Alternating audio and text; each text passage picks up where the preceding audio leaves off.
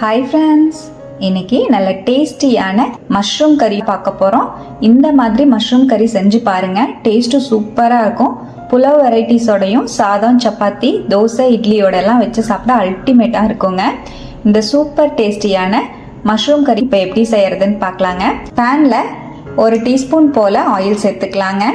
இதுலேயே 2 டீஸ்பூன் அளவுக்கு மல்லி சேர்த்துக்கிறேன். வரமல்லி ஆட் பண்ணிக்கலாம். 1 டீஸ்பூன் அளவுக்கு ஜீரகம் சேர்த்துக்கலாம். 1 டீஸ்பூன் குருமிளகு, 1 டீஸ்பூன் சோம்பு சேர்த்துக்கலாங்க. இதோடவே சின்னதாக 2-3 துண்டு பட்டை சேர்த்துக்கலாம். 5-6 கிராம்பு ஆட் பண்ணிக்கலாங்க. 2 ஏலக்காய் சேர்த்து நல்லா வறுத்துக்கலாம். இதோடவே 2 பெரிய வெங்காயத்தை ஸ்லைஸ் பண்ணிட்டு சேர்த்துக்கலாம். 5-6 முந்திரி பருப்பு சேர்த்து நல்லா வதக்கி விட்டுக்கலாங்க. வெங்காயத்தை 1 நிமிஷம் போல் நல்லா வதக்கி விட்டுட்டு இதோடவே 2 தக்காளி பழம் சேர்த்துக்கலாம். தக்காளியையும் சேர்த்து நல்லா வதக்கி விட்டுக்கலாங்க. 1 நிமிஷம் போல் தக்காளியை வதக்கி எடுத்துக்கலாம். தக்காளி வதங்கி வரக்குள்ள இதோடவே 1 டேபிள் ஸ்பூன் போல் தேங்காவை சேர்த்துக்கலாம். நான் இந்த சைஸில் இருக்கிற மாதிரி தேங்காய் எடுத்துருக்கேங்க. ஒரு சில்லு தேங்காய். நம்ம தேங்காய் ரொம்ப கம்மியாக தான் யூஸ் பண்ண போகிறோம். அதிகமாக தேங்காய் சேர்த்திட்டா நல்லா இருக்காது. அதனால் இந்த அளவுக்கு தேங்காய் மட்டும் சேர்த்திக்கோங்க. இப்போ நம்ம துருவி வச்சிருக்கிற தேங்காவையும் சேர்த்து நல்லா வதக்கி விட்டுக்கலாங்க. இதோடவே 10-12 பூண்டு சேர்த்துக்கலாம். 1 இன்ச் இஞ்சி சேர்த்து நல்லா வதக்கி விட்டுக்கலாம். நம்மளுக்கு தக்காளி வெங்காயம்லாம் ரொம்ப வதங்கி வரணும்னு அவசியம் கிடையாது. ஒரு 3-4 நிமிஷம் போல அப்படியே மீடியம் ஃப்ளேமில் வச்சு வதக்கி எடுத்தாலே போதுங்க.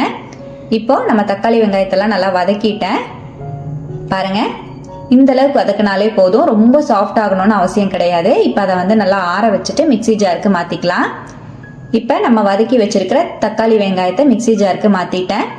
தேவையான அளவுக்கு தண்ணி சேர்த்து நல்லா நைஸாக விழுது மாதிரி அரைச்சி எடுத்துகிட்டு வந்துடலாங்க. இந்த அளவுக்கு நல்லா பேஸ்ட் மாதிரி அரைச்சிட்டேன். நல்லா ஸ்மூத்தாக அரைச்சிக்கோங்க, அப்போ தான் டேஸ்ட் ரொம்ப நல்லாயிருக்கும். இப்போ நம்ம மசாலா ரெடி ஆயிடுச்சு. குழம்பு ரெடி பண்ணுறக்காக பேனில் 1 டேபிள் ஸ்பூன் போல் ஆயில் சேர்த்துக்கலாம். 2 பிரியாணி இலை சேர்த்துக்குவோம். 1/2 டீஸ்பூன் போல் ஜீரகம் ஆட் பண்ணிக்கலாம். 1 கொத்து கருவேப்பிலை சேர்த்துக்குவோம். இதுலேயே நான் 2 பாக்கெட் அளவுக்கு மஷ்ரூமை நல்லா க்ளீன் பண்ணி எடுத்து வச்சுருக்கேன், அதையும் சேர்த்துக்கிறேன். கிராம்ஸில் ஒரு 400 கிராம் அளவுக்கு மஷ்ரூம் சேர்த்துருக்கேங்க. இதோடவே 1 டீஸ்பூன் போல் உப்பு சேர்த்துக்கலாம். நம்ம மஷ்ரூமுக்கு தேவையான அளவுக்கு மட்டும் உப்பு ஆட் பண்ணிக்கலாங்க.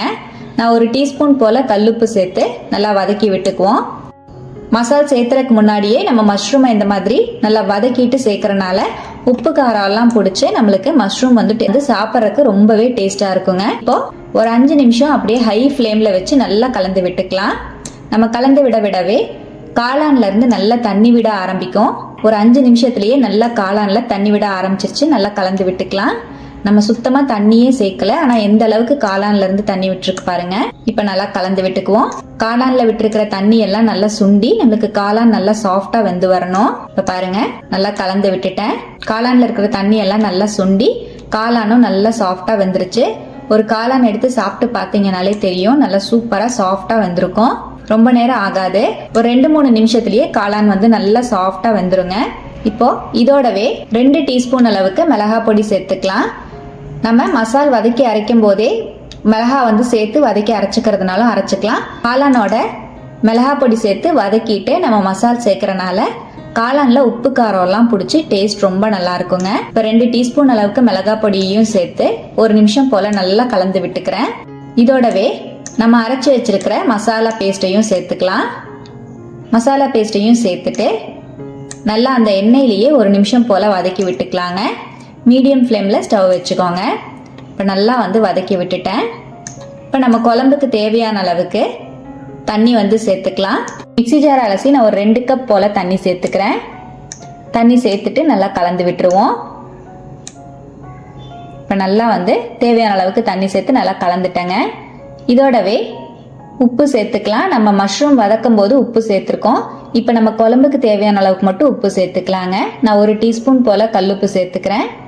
உப்பு சேர்த்துட்டு நல்லா கலந்து விட்டுருவோம். இப்போ அவ்வளோதான். நம்ம குழம்ப நல்லா ஹை ஃப்ளேமில் வச்சு கொதிக்க வச்சுக்கலாங்க. குழம்பு நல்லா கொதி வந்ததுக்கப்புறமா மீடியம் ஃப்ளேமுக்கு கொண்டு போயிட்டு ஒரு 10 நிமிஷம் அப்படியே மூடி போட்டு வச்சிடலாம். இப்போ நம்ம குழம்பு நல்லா கொதிக்க ஆரம்பிச்சிருச்சு. அப்படியே மூடி போட்டு மீடியம் ஃப்ளேம்லேயே ஒரு 10 நிமிஷத்துக்கு குழம்பு கொதிக்க வச்சுக்கலாங்க. ஒரு 10 நிமிஷம் போல் குழம்பு நல்லா கொதிச்சிட்டு இருக்குங்க. நல்லா ஆயில் எல்லாம் செப்பரேட் ஆகி நல்லா சூப்பராக நம்மளோட மஷ்ரூம் குழம்பு சூப்பராக ரெடி ஆயிடுச்சு பாருங்க. நல்லா கறி குழம்பு டேஸ்ட்ல சூப்பரான மஷ்ரூம் குழம்பு சூப்பராக இருக்குங்க. இப்போ கடைசியாக ஸ்டவ்வை அணைச்சிட்டு 1 டீஸ்பூன் போல் கரம் மசால் பொடி சேர்த்துக்கலாம். ஒரு கையளவுக்கு மல்லித்தலை சேர்த்து நல்லா கலந்து விட்டுருவோம். அவ்வளோதாங்க, கறி குழம்பே தோத்து போகிற அளவுக்கு டேஸ்டியான மஷ்ரூம் கறி சூப்பராக ரெடி ஆயிடுச்சுங்க. ரொம்பவே டேஸ்ட்டாக இருக்கும். சப்பாத்தி பூரியோட, சாதம், இட்லி, தோசை, நான் வெரைட்டிஸோடையும் புலோ வெரைட்டிஸோடையும் வச்சு சாப்பிட அட்டகாசமான டேஸ்ட்டில் இருக்கும். கண்டிப்பாக இந்த மஷ்ரூம் கறியை நீங்களும் ஒரு டைம் ட்ரை பண்ணி பாருங்கள். ட்ரை பண்ணி பார்த்துட்டு எப்படி வந்ததுன்னு கமெண்ட்லேயும் மறக்காமல் ஷேர் பண்ணிவிடுங்க. நம்ம சேனலை இப்போ தான் ஃபஸ்ட் டைம் பார்க்குறீங்கன்னா ப்ளீஸ் சப்ஸ்கிரைப் பண்ணி ஒரு சப்போர்ட் கொடுங்க. லைக் பண்ணி ஷேர் பண்ணி கமெண்ட் பண்ணுங்கள். தேங்க்யூ ஃப்ரெண்ட்ஸ், பாய்.